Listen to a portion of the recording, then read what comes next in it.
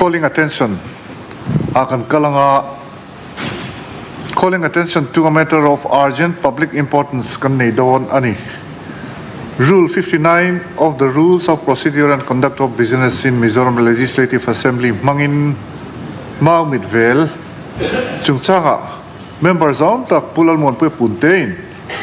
calling attention to a member of urgent public importance hun manron dila danang thlapin dil na kandonga chuan phalsak ania tuna chu hun chu mang turi member zawng tak pulal mon pe punte lo soma u speaker kadil na min pomsa ka wang le hun thatak min pe ka wangin kalome mani akhan horticulture department minister zawhna zobelna khang kasoya chungtlang ram west lungdar nena inkara kon mau makdang lam tak mai oma arem trap to engting e department in humhalh tura kan ti kha engtin nge ti ka zawhna minister in min chang to du tok to mai om tak ani line mi benga ver riau maya chu wang chuan hemi hun manga humhalh atul zian soi ka du ani hai pu speaker hai hi mau chu ania mau reng reng hi chang tina hianin hei a dana chu helama mitane mit pakhat chang khata mit pakhata nei veka helama pakhata chuan a lelama khatiang khan ai opposite thina ni he mau e roi chu hei mit anei kwal chuak vek hei hi arem trip to maya humhalh thula adang lam em awi wangin chu voina helai karon putlu na chan chu ni pu speaker hei hi mak ang reng dau chu science lam zong le botanical zong chuan thil khan dei nan soi ani mai theya Mizo thawnthu nen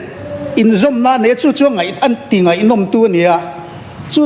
tiang khia chang khu humhalh zel ani chuan mi pon tlo tu an tam pha donin ka khia man la in chorpial huain reek huai run atuma an kut lain reek huai an kut dona an kut lai anin rin lo hlan taka han runa han sop ze kan tuma khumi mau mit vel omna bula khuan khama oma khuang khai khama ne chumi huai te chuan reek huai an lo han khila kha chorpial huai nan on run don cheu in kut hlanin lo in ring roun tia an lo in ring man ta sia an ne lovani chorpial huai chuan enga tinge ke tiang kan ne lo in ring lo tur angai an tia khuang khai khamin huai nan lo han khil ruti awangin an lo in ring ani tian khia kha an thinarim em maya ho pa in khuang khai ho chu inung khir thaveke lai phuar hlom vek teng an tia chu khuang khai ho chuan an hlau ta mema abul muala mau chu hlai thei mi lo turin amitin an ti khat ta vekani ti kha story nia a thawnthu nen kha in ang ve tlat tun thing khona la oma kan tlang walai kha chuan amual kha khumual te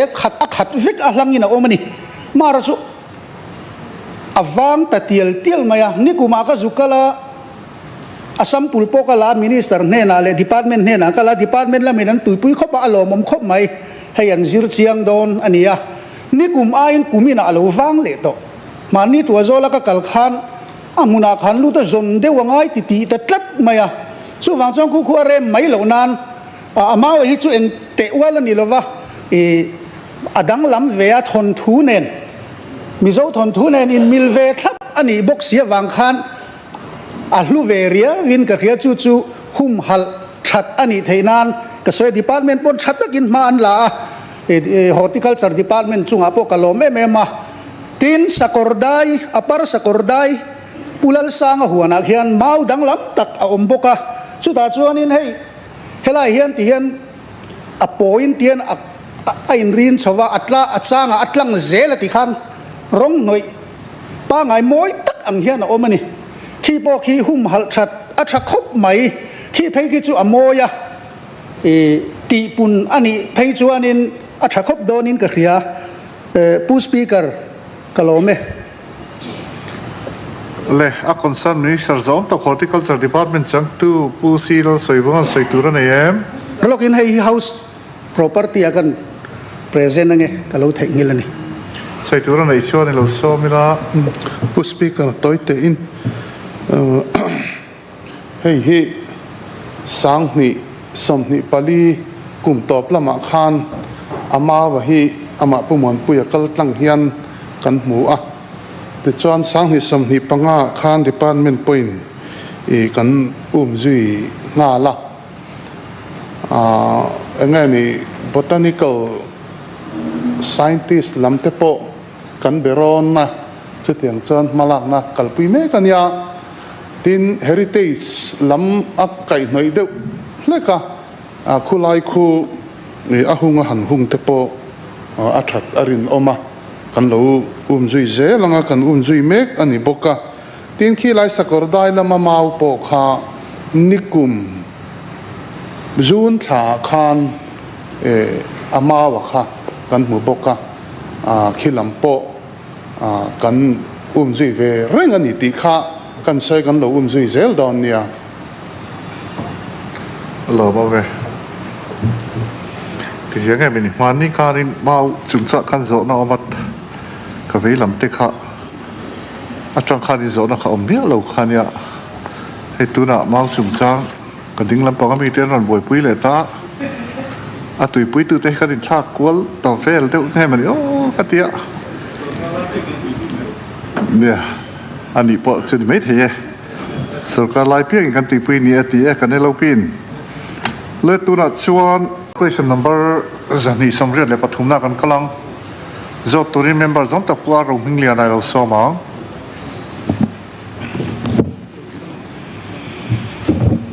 pu speaker galome pu speaker land revenue and settlement minister zom tak chhanna tan ka zawhna star question number zani samriat pathumna ena Indian Air Force nena leng puiram sal ani turthu thua hriatirna preliminary notification hi engtika nge ti chua ani bina a copy min petheyem sina ram nei tu te hne na cheng engzat chia nge pek chua ani dina engtik nia pek chua nge ani ti ani chak turin land revenue and settlement department chang tu minister pubila chanza wai lo so ma pu speaker puaro mingliana house zawng taka kan member zawhna chhanna te chu pakhatna chhanna chu preliminary notification ni som panga thanga sang ni som panga chu ani sang ni som ni panga a copy min pe theye copy hi thil telani anek zar uana sina chhanna pu henry lalrem sang a hlon mual hne na cheng vaibel cheza som pasari noi som kwa sing ni sa ru zathum som li pakhat pek ani a pu rom hing le hne na cheng vaibel che som sari pek ani dina engtika pek chonge anni ti chu pakhat na henry lalrem sang a hlon mual son of east than li ran hne na hian ni som ni panga thlasari sang ni som ni panga roaming lian na hne na hian ni som ni panga thlasari sang ni som ni panga le ni som ni paruk thlariat sang ni som ni panga pe ani le so mela zo turina zo na nei tu pua ro hinglia nei lo so ma pu speaker ka zawbel na chu sarkar hian ram nei tu ni lo account na poisa apem apek chuan tu account na nge engwanga pe nge ani ti ani zo mela zo tu remember zom ta pulal mon pu pun te lo so ma pu speaker kalome ka zawbel na chu sarkar ma sahun lai khan preliminary notification po om silo nenga tinge aman te khan lo bi thia vek ti le leng pui NGO le VC te khan NOC kan pelawan ti boxia chu sarkar khan central sarkar henan zo anzut zia khan vantlang civil societies te le VC ten nena trangin no objection po a om veketi ani boxia kha kha enge thil om zia nia le zo bela zo tu remember zom ta poke shamo lo so ma pu speaker kalome he Mizo mu pui tam zok fe ti la so lawang chumo leng pui airport ko Indian Air Force kuta pek ai in Airport Authority of India kuta da hlan hian du zok sia chu to lain kan sarkar hian eng tinge ram zau tak ko a chevela airport Indian Air Force tan ram apek mai he Airport Authority of India kuta pek an tum kha an surrender ra Indian Air Force lama hlan an tum te zok nge a chan ti kha ka zo bel na ni thế các trang turin Land Revenue and Settlement trang tu minister pu bila sanjay la soma. Pu speaker kalome zawna pakhat na zobel na pakhat na puaro ming lianan ram nei tu ni lo nena adong tu ni lo nena poisa pek kha dana ni enge hantila ya khachu pu speaker he house zom taka hian chhanna le soi ho na kha atam to khop maya kan hriat angin CBI na case and take up chho ania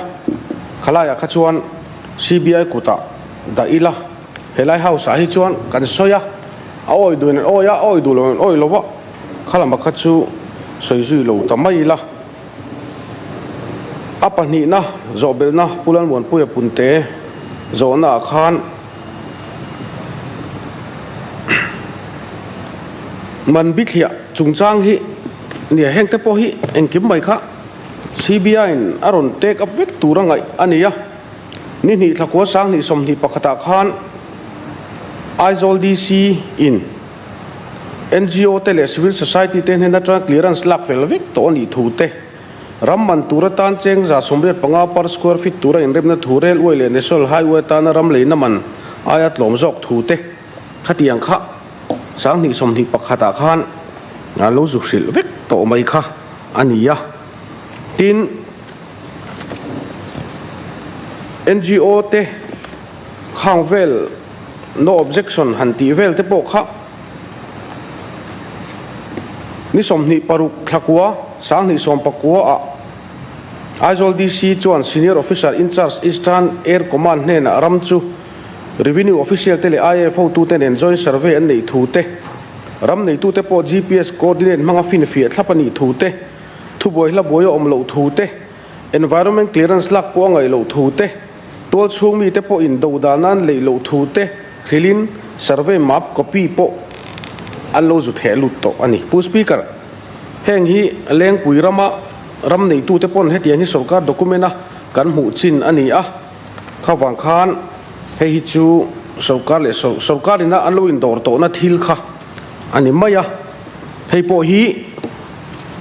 document lem te alo omem ti kha chu sang ni som ni pathum malama kha tiang document lem alo omem ti kha chu a chui tu te nan chuanga an ron lan chotin mai tura angai thei ome pu ke ramowa kan house member zom tak zo na kha chu pu speaker he leng pui le CP ram hi airport nen ain kung kai lo ni IAF ina leng pui ram an lak hi leng pui airport nen na in kung kai na nei mi lo ni wangin len revenue lama tanga chan thei chi nin ka ngai lo ve ka lo me speaker khongai sulai chu nia Airport Authority of India in hena han tum na mek la in ramzau tak Indian Air Force hena ramzau tak te kan ni airport pan hikan ni don tinoem niang ange state sorangai dan pan hi pakhat ve an en ko don nge Airport Authority of India kutal han tolovin kan member pu speaker kha kha chu GAD lam chanen lo mo revenue lam chan revenue kan member zom tak kha pu samo kha kan minister kha na soi chiang vewa airport nen in ku kai nom lo wa Indian Air Force yan munan zonga ti ania chu khailai ange luang mo la poni thei leng puya poni thei ro pui chi pa poni theya mun sang sang ni thei ta ba se leng puya khan raman hu ta ka wangi speaker ani le Air Force raman zau tak an zon chu airport dang an sem le don mi eng tan yan zon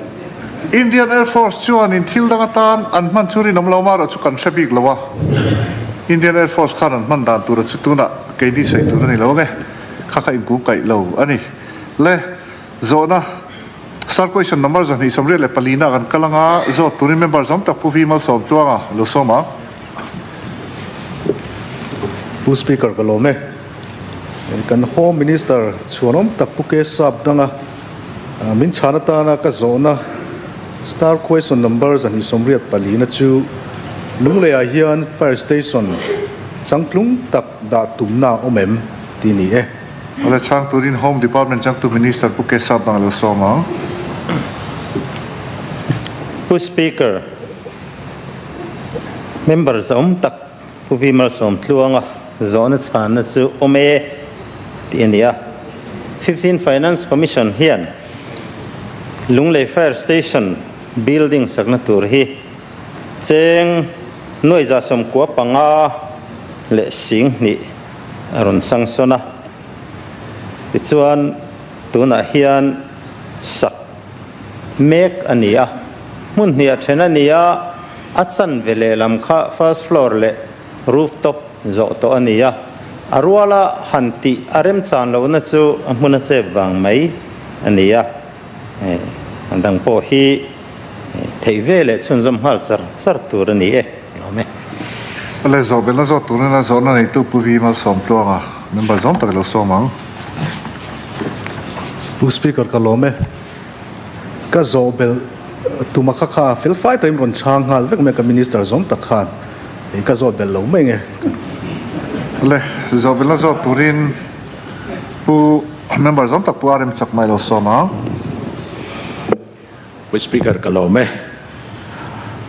diman soi hona pokan soya mase kan nuam sang lo bangkan ka om lo ba ka sang lo mai ngamin tiam mo ni kan minister kan mase siat ka du sia song te akan fire station hi datum na omem kan mamo ngai ani thi ka minister in min siat puyem ti hi ka jot bele Le kamini kan ni ngam som lo ti kha hela ma te kan lo siat pui si lo chea chu vai na om lo bok ka chang lo menge tet an tam em mai le kha la kan minister ina ari ek tu ra kha chu wang chon member om lo bok kan ti mai khania tin hela te lo siat pui set chu ni la kan siat pui kan lo ti ve bok tur khania kan lo se bok si lo ni e le zo bel zo turin member zo ta pulal chuan thangai lo somang. Speaker kalome hey khua thal so mek zela kang mei thleng thei laka hianin lo in ma kho suina malak na te kan neim hemi kan zona chan chu kang mei chua chang hianin fire department hian mol pho mai thina tun ma te khan chu wang ram zot chu kania malak na om ta ni se eng tinge ti ania tin ka bial chunga hianin ITI ai le buli kona hianin fire station om ma eng te ti changtun le han thuam puitlin thuam chho de hlek te tumna omem ti kan sot tel bokani e kalome Le chang turin Home Department chang tu Minister puke sab dang lo somang. Speaker, member zom tak puarem chakma zawna chung te atuna fire station da tumna omem enia tuna mai chuan omri lo tlat mai ha kan chhanna nia achul dan zerin kan da soi ho chunjom zel don dia mamo ani thi ka apomem ti kha khajot bel boka an mamo tak zet ti chu pom ani e anle ti chuan member zom tak pu lal chon thanga zawna hi thala lo nai ta a kang meite chole pal theya chunga tan chuan in ma khusuina omem ti ania kan department ming hi fire and emergency service ti ania emergency service ania wangin englai po in kan ring kan thei tu pasangin englai po in kan in ring rengani hanin bua sai le chuan ngai na a om lova engemo in contact fu lo pal te hi om thina chunga wang chuan khotlai changa oma a changin traffic awang ten kan khotlai thin boka a changin atun ma de phei kha chuanin akang mei thlir tu te kan ton buan chuan kan in chil hlum mai ang ti hlo om awang te hian an thok vat thei thin lova tuna hi chuan chu tiang laka chuan mi puite kan fi hlim thokhat to viawa a chhanna chu kan soi to ang khan eng lai point kan thei to pasangin kan in ring reng e tiani e. Let's start question number zani samriat pangana kan kalanga zoturin member zom tak pu ar roaming lian ai lo somang pu speaker kalome pu speaker kan chief minister zawng tak ziadi changtu chhanna tan start question zani samriat pangana ke zawna chu hei hiani e zo khosanga sipai ommek naram so cheng engza ta leinge ani tiani e. le chang turin general administration department chang tu kan house leader ni bok pulal do mai lo somang Pu speaker zo ko sanga sipai ommek naram hi tum ni acquire ania tum khatna chu ISO number 4 of 1988 ania square feet a cheng di in sen so chu noi songkwa pani singa sangkwa za songa paruk ania Vawiin ni na chu award number 2 of 2012 ania per square feet a cheng za in a sen so chu noi za som rup pathum singriat sangthum za som sari paruk ani le zobel na zoturin na zona nei tu pu ar roaming lian ai lo somang pu speaker ke zobel na chu pakhat na len li sa da ni em len li sa da ni chuan kum engza ta na da nge kum tin cheng engza nge an choi pani na abul vel ram nei tu te son har sat na an tok thinem pathum na agreement a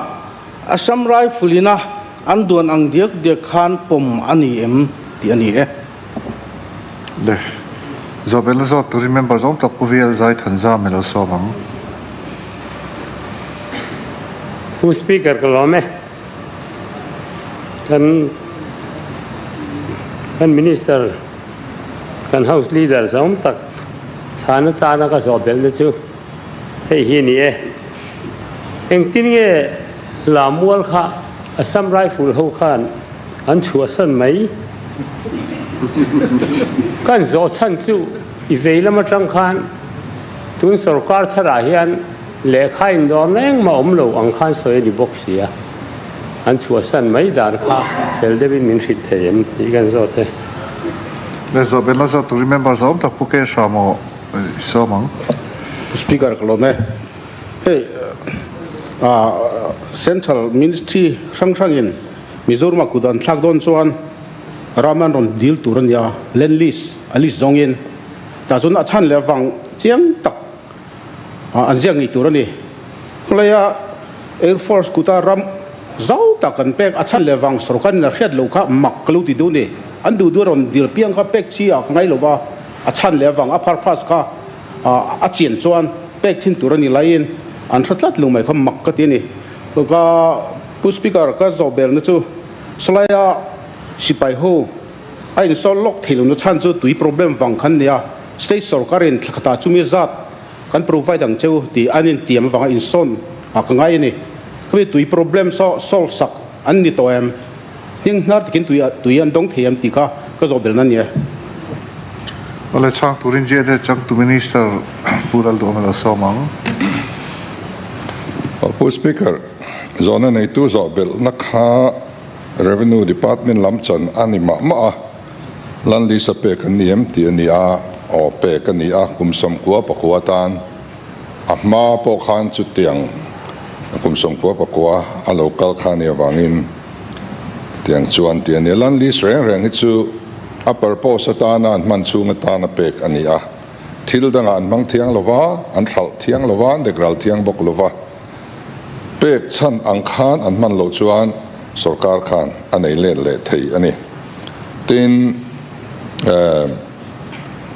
chia hi chu an choi lova all an ni tin abula ram nei tu ten har sanna tokem ti hi an tok nak naka engem mo chen an to ka tin abularam nei tu mai ni loin apiaram nei tu ho fe konga po an buai ringa ti chuanin sarkar masa khan anuai a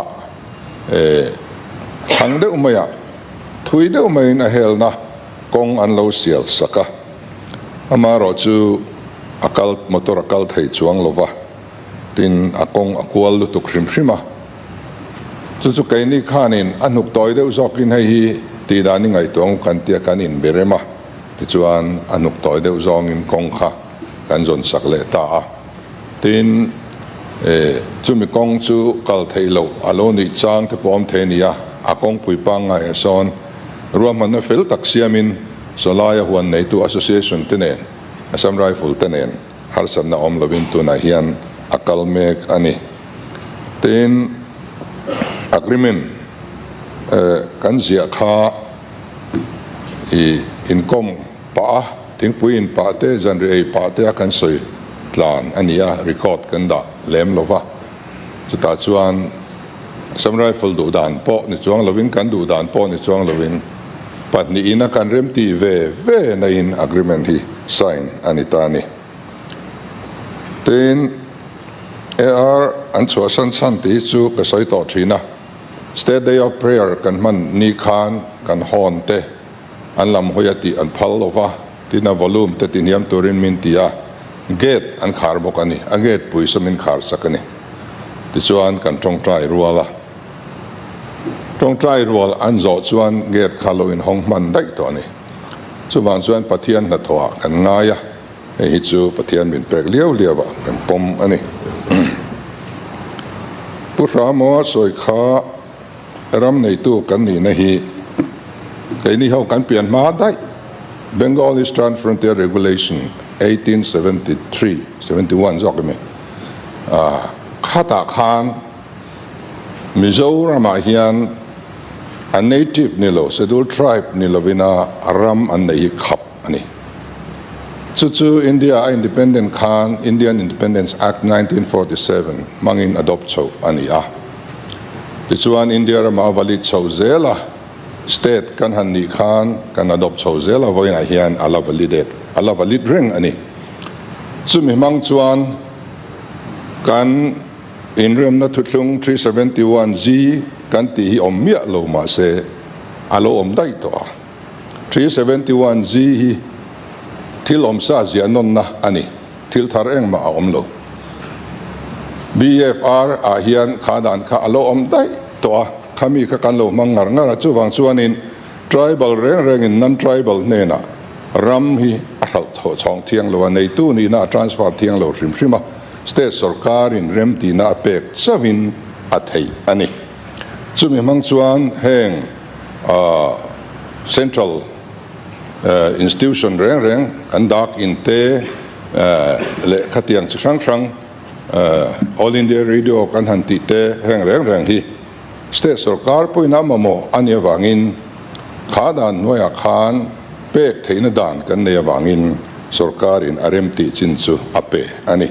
chutiang suan sam rifle te po hi pek an ni a tin pu ramona tuna ram an leile airport asoi fin tlat kha thil rang dai ani ti kha soinon le ila airport chu airport ania tuna ram an le hi airport tan ani bok lowa CP ramaradar wanan ani daya airport ne ning kai noina pakhat ma ani lova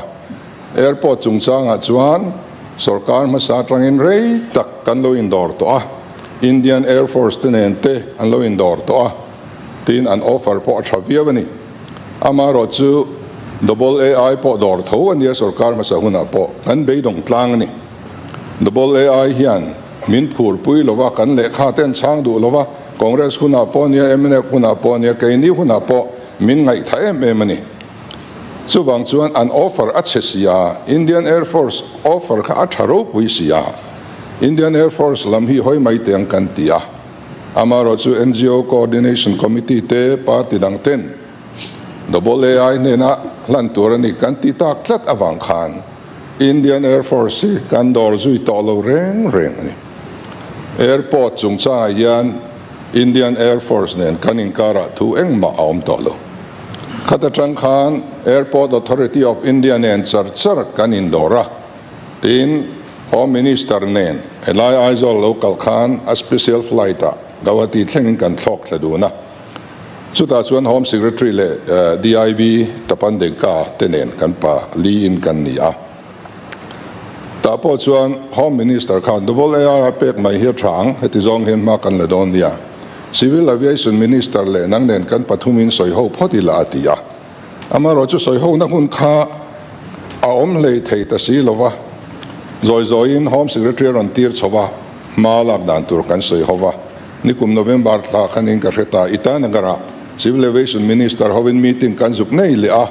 ta chuan double AI ho tu te po a khau ka pin chikim takin an local khoma 1-to-1 meeting te kan ne ya tichuan double AI nen char hian kan indor zu itani Air Force lampang kan indor thomialo tichuan in itana gara kan thutluk na ang khan thila culture lova achan chu Civil Aviation Ministry hi a nodal ministry an nina in Home Ministry hian lal zok zela Home Minister du dan zok zel hian kan kalta a tuna hian kan building lo om ang kan asset nei ko a depreciated value lak mi se tiani a sumi a depreciated value chu double AI hian min pedon ani zawng ni don kan khetsi alova ma se chu ta chuan lungoi mai chu kan tum lem lo kha le chen sarkar masa le atangin capital investment tam tak kan lo seng to tlom lu to ka pek ri ngot khachu ol sam taka oti mai hi kan tum big lem lova tin an mani hian anen kol theidon lo ti kan threnga an phur mia lo dik che chuan Home Minister an hlawa an ti mai ni an phur lo achan chu an kol sapon an kol seng to lo double AI hian pe maila an outsource le don ti kan friani chuwang chuan kan point ra khan midang nena in pe chong le don ni chuan Mizoram sarkar phalna anga yang ti kan tela chu chuan du thlat lova kan insist lo mai nge hi chu in outsource le non ti hi chiang renga in ta ni to chuan in ti ni to mai don nia hetai chuan in kan ron rol to lo wang te kan ti a tu nai chuan in kan final thei don nai to kan ngai ole alo bo me hei zona le sana hun kan zo ta a